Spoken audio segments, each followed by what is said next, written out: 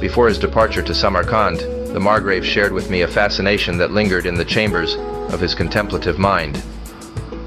High above Carcassonne, he spun a tale of Grigory Rasputin, who, despite his fondness for Dionysian indulgence, would prepare for an entire day to meet the Tsar in absolute sobriety. When asked why Rasputin held his attention, the Margrave mused about a discovery in the wild, limitless expanse of the steppe, drawing parallels to Genghis Khan's rise. "I imagine," said the Margrave, "that he saw the tents of Genghis spread out on the steppes, like jewels glistening in the sun's glare.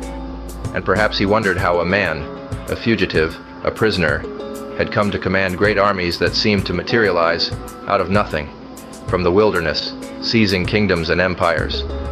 It did seem curious now he mentioned it, an entire horde appearing out of a vast wilderness. But then my thoughts turned to more mundane matters. I asked the Margrave how he proposed to get to Samarkand. He wouldn't simply be allowed to drive across the borders as he pleased. The question hung in the air, like a cloud of skepticism.